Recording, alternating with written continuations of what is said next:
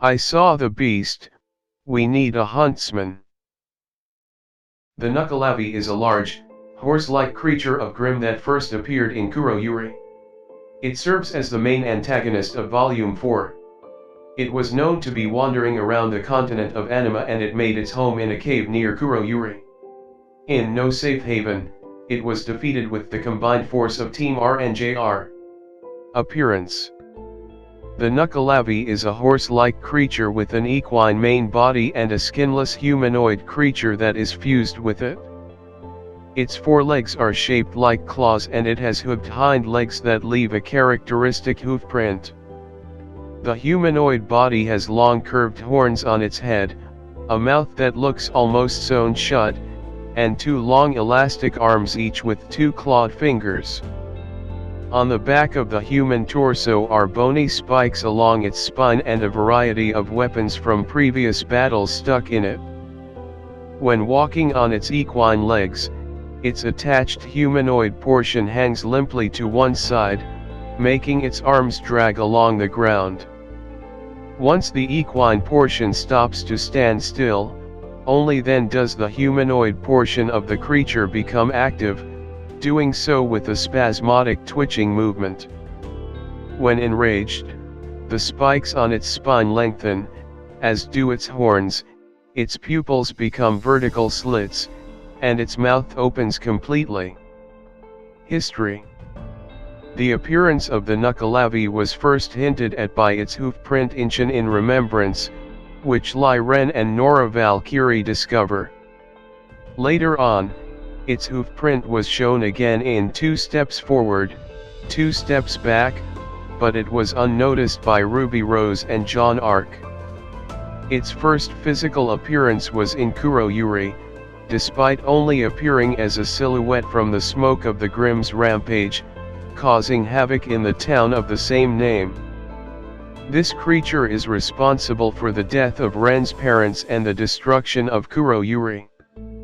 It was shown heading back to the same village years later after leaving a cave filled with lost and discarded weapons, encountering Team R and JR. After a long fight, the Grimm is defeated by R and JR. Its horse half was slain by Nora, and its humanoid half was slain by Ren with the help of John and Ruby, who pinned its arms to the ground. Powers and abilities. The nuckalavee has been credited with the destruction of Uni-Yuri and played a role in the destruction of both Shin and Kuro-Yuri. Despite its jerky movements, it is quite fast and uses its unnaturally stretchy limbs to attack. Its screams are also very discomforting to the ear. It can also rotate its humanoid torso indefinitely without stretching, twisting, or breaking its attachment to the horse, as seen when it spins around while whipping its arms at R and JR. The nuckalavee is far more durable than its size and frail appearance would indicate, shrugging off dozens of rounds from Manhild's grenades, Crescent Rose's rifle shots, and Stormflower's bullets, in addition to slashes from the upgraded Crochet Moors. Its arms and heads were more vulnerable, but the creature's long range and vast strength made attacking them difficult. Possibly due to its longevity, this creature possesses a degree of intelligence not commonly found in other Grimm. It had a lair in which it discarded many of the weapons embedded in it over its life, as well as trophy-like collections such as a flag from Shin, a town many miles away whose destruction it participated in. It was able to think and strategize, countering John's encircling tactics by spinning its arms in a wide circle to strike all its opponents at once. However, in the Volume 4 crew commentary, it has been stated that only either the horse or the imp can move at a time. Folk beliefs. Stories of mythical Orcadian demons are recorded in the 16th century Latin manuscripts of Jo Ben, who may have been referring to the nuckalavee in his description of the Orkney island of Stronsay. Denison transcribed much of the information available about traditional tales told on Orkney, but to an extent romanticized and systematically altered certain elements of the stories in the process of transforming them into prose. The nuckelavee is a mythical sea creature that appears as a horse-like demon when it ventures onto land. Writer and folklorist Ernest Marwick considered it very similar to the Norwegian nuck, the nuggle of Shetland and the kelpie. A unique and solitary creature possessing extensive evil powers, its malevolent behavior can influence events throughout the islands. Islanders were terrified of the creature and would not speak its name without immediately saying a prayer. It was often found in the vicinity of a beach, but would never come ashore if it was raining. No tales describe what form the nuckelavee takes when in the sea, but its appearance on land has been recounted in graphic detail.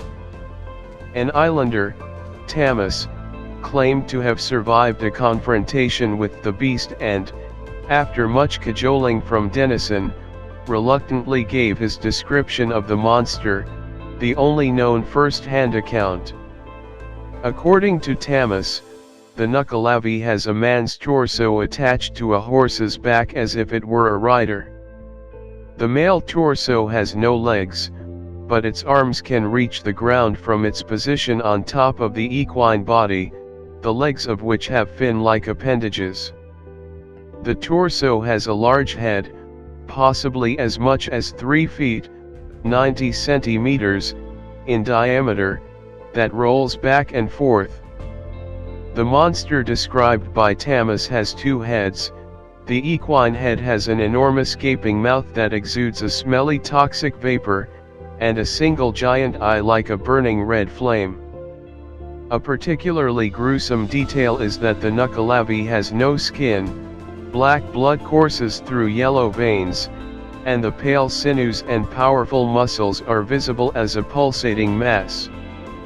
Other reports state that the creature resembles a centaur. Narratives are inconsistent in the finer details of the demon's description, however. Trail Denison only describes a man's head with a mouth projected like that of a pig. Marwick also only mentions one head with a single red eye, and he borrows some of Tamas's characterization by recording the creature's mouth as like a whale's. The nuckelavee's breath was thought to wilt crops and sicken livestock, and it was considered responsible for epidemics and drought. Seaweed burning to create what was known at the time as kelp began on Stronsay in 1722. The product, soda ash, was an alkali mainly used to treat acidic soil, although as time went on its commercial importance in soap and glass manufacture increased. The pungent smoke emitted during the process was believed to enrage the nuckelavee, resulting in a wild rampage of plague, the deaths of cattle and the destruction of crops. The nuckelavee was said to have infected horses on Stronsay with the deadly disease known as mortashine to demonstrate its fury and exact its revenge against the islanders for burning seaweed. The infection subsequently spread to all the other islands involved in the industry. The creature was also blamed for prolonged periods of abnormally low rainfall, leading to water shortages and poor harvests.